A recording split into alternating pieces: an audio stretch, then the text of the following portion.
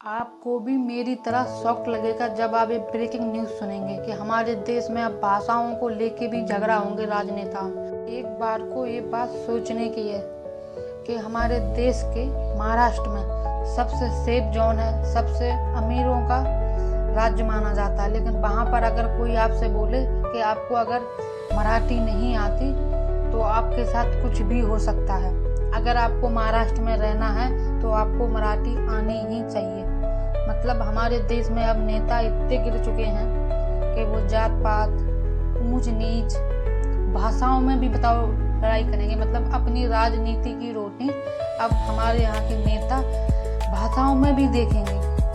मतलब ये कितनी एक शर्म की बात है हमारे देश के लिए कि हमारे देश में नेता भाषाओं को लेकर लड़ाई कर रहे हैं। मतलब कोई मुद्दा ही नहीं बचा तो भाषाओं में आ गए।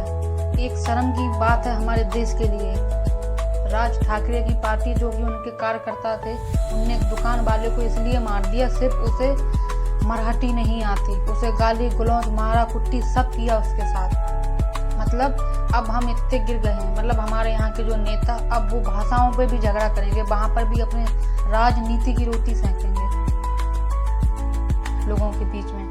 मतलब अब कोई मुद्दा ही नहीं बचा तो अपनी राजनीति की रोटी अब हम भाषाओं में लेके भी सीखेंगे। शर्म की बात है हमारे देश के लिए क्योंकि हमारे देश में महाराष्ट्र एक बड़ा राज्य है जहाँ पर बताओ भाषाओं के लिए अब लोग झगड़ा कर रहे हैं। अगर आपको मराठी नहीं आती तो आप महाराष्ट्र में रह नहीं सकते। सोचो, ये एक सोचने वाली बात है। हम कब एक होंगे? ये लोग कहते रहते हैं कि अलग होंगे तो हम कटेंगे, एक नहीं होंगे तो हम कटेंगे, लेकिन अभी तक हमारे बीच में भाषाओं को लेके भी एकता नहीं है। हम एक होंगे तो होंगे कैसे?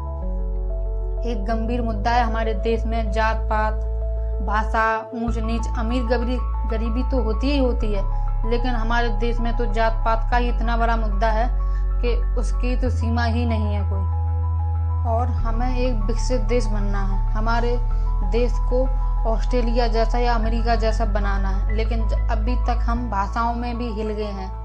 मतलब अब महाराष्ट्र में राज ठाकरे की पार्टी, जिन्हें अब कुछ ना मिला तो भाषाओं को लेके विवाद करने लगे हैं।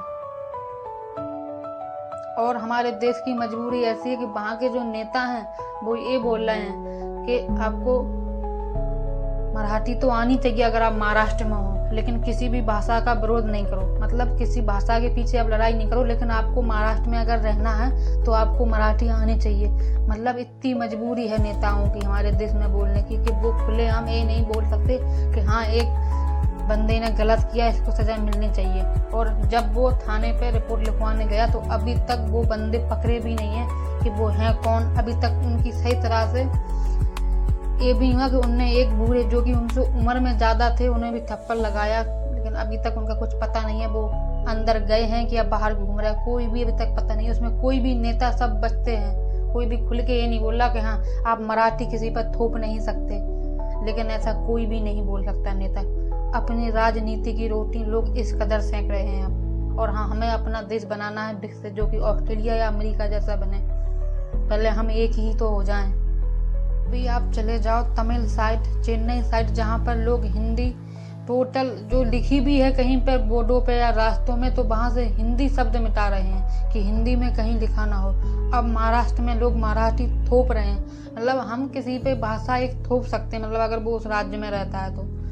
कहीं ना कहीं हम जाति पात में अभी हिलक गए हैं। मतलब हमारी सोच अब कहीं ना कहीं एक राजनेता लोगों की ये सोच है कि भारत को सिर्फ जाति पात, भाषाओं में, ऊंच नीच में लगाए रखो।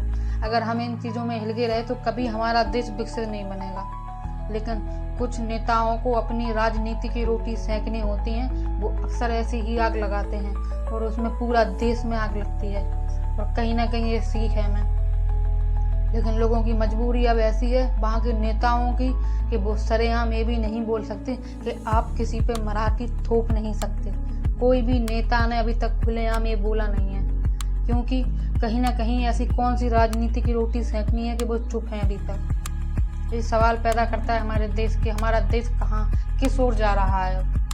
मतलब भाषाओं पे भी हम लड़ेंगे अब।